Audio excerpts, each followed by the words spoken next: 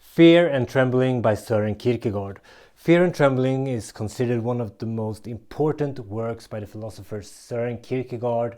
It has had a huge impact on modern philosophy and theology, and in today's book review I'm gonna talk about this book and share some of my favorite concepts, more specifically the idea of the Knight of Infinite Resignation and the Knight of Faith. Let's go! Hi and welcome to the Book Club. I'm Björn and this is the place where we bring you the best book recommendations when it comes to philosophy, psychology, human nature and human potential every week, so make sure to subscribe. Today we're going to talk about Fear and Trembling by Søren Kierkegaard. Fear and Trembling is a philosophical work by Søren Kierkegaard, a Danish philosopher and theologian. It was first published in 1843. It's a meditation on the biblical story of Abraham and his willingness to sacrifice his only son, Isaac. The book explores the theme of faith in relationship to ethics and morality. True faith, Kierkegaard argues, involves a radical and paradoxical commitment to a higher power that goes beyond reason and ethics. In the book, Kierkegaard presents different levels of being, and a few of them that touches upon the spiritual. As people, we are tightrope walkers between the finite and the infinite. The world of the finite contains immediate needs and desires and the pull and push of the world's necessities. Right now you probably have a bunch of cravings, phobias, worries or dreams pulling you in this and that direction. In these moments you live in the finitude of your existence, you live in the reality and necessities of life. The problem is that if we live only for our immediate whims and needs, then life will rattle by without anything bigger. In Fear and Trembling, Kierkegaard talks about two different ways of relating to life centered around the topic of faith and the spiritual. It's exemplified by the idea of the Knight of Infinite Resignation and the Knight of Faith. Being a Knight of Infinite Resignation is a good thing to be, because while most people, like Kierkegaard says, are just bench warmers on the game of life, they're preoccupied with the aesthetic. On the other hand, the Knight of Infinite Resignation, they play a part in the game of life, they take a part in the dance. These are people that can focus their attention and efforts towards a higher good, a purpose beyond themselves. Most importantly, the Knight of Infinite Resignation, they won't abandon their purpose, their desire, their goal just because the world is against them, because it's a challenging task or maybe what they try to achieve is impossible. They still won't abandon that purpose. The resignation I talk about is not about self-pity, it's more about accepting things as they are and finding solace in that fact, and in a way being able to stand independently of the world. In adversity, the Knight of Infinite Resignation can make a movement into the realm of the spiritual, in which that person gives up whatever is most precious to them and reconciles themselves with the pain of that loss. This is exemplified by the story of a man that falls in love with a princess.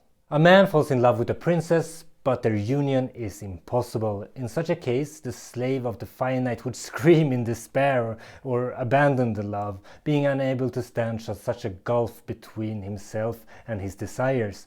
The Knight of Infinite Resignation, on the other hand, can reconcile to the fact that the world is how it is, that their desire will not happen in this world, accept reality as it is, and the loss as a part of the universal. In Fear and Trembling, Kierkegaard presents an even higher level of being in the world, and this is the way you have the closest possible connection to the divine. And he presents this through a character he calls the Knight of Faith. In life we meet with challenges, pain and suffering, loss of loved ones. When we face these challenges, the Knight of Infinite Resignation will accept them as they are. They will resign to the fact of reality. The Knight of Faith will also resign to the fact of reality and go through the same process as the Knight of Infinite Resignation. However, he will take it one step further. He or she will make another movement. They will resign to the facts of reality, but they will have faith that what they want could possibly happen by the will of the divine, because for God anything is possible. Their faith continues even in the face of impossibility. Kierkegaard refers to this as the double movement. They know that they can't achieve something, yet they embrace the absurd. They say that no matter if it's impossible, even if it denies rationality and logic, with faith in God, anything can happen, and what I long for can still be mine. And that brings us to the story of Abraham. Kierkegaard identifies Abraham as the true knight of faith. God demanded Abraham to sacrifice his only son, to murder him. This is a situation full of absurdities and paradoxes. He also did this all alone, where no one could see his sacrifice or witness his despair, his pain, his anguish. And Kierkegaard goes through this story in detail and talks about all the paradoxes that Abraham had to face and the impossibility of his choice. He sacrificed his only son, but yet the whole time he had faith that everything would be okay. This is a super interesting paradox to follow, and it exemplifies what faith can do. Faith starts when rationality ends. Kierkegaard is considered the father of existentialism, and I first got interested in his works when I read The Denial of Death, a book that I praise over and over again. It's on my great books list, which I have a link to in the description below.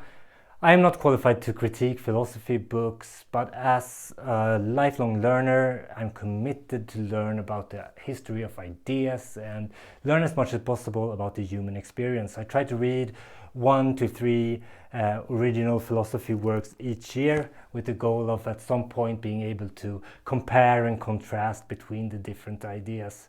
I'm super glad I picked this book up. It's not the easiest book to read, but it's quite short and it's not overwhelmingly complicated.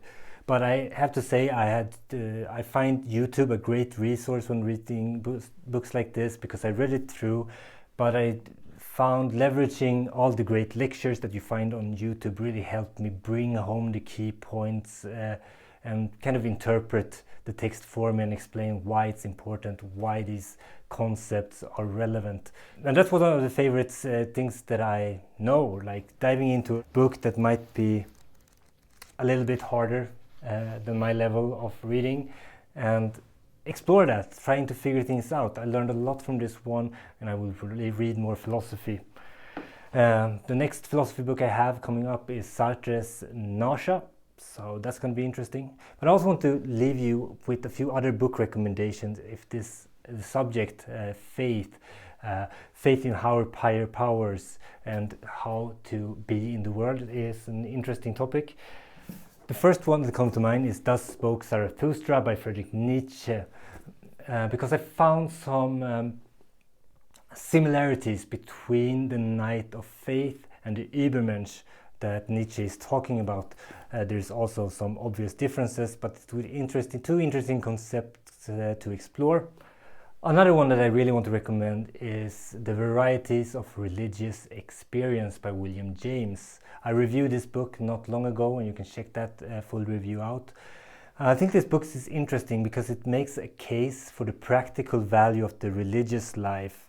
And like me, if you're from a secular society, it's really easy to ridicule the religious life. And that book really gave me some insight of the riches that could come with belief in a higher power. It's a classical work that everyone really should check out. That's a few book recommendations. I'm back next week with more book reviews. Until then, Björn out.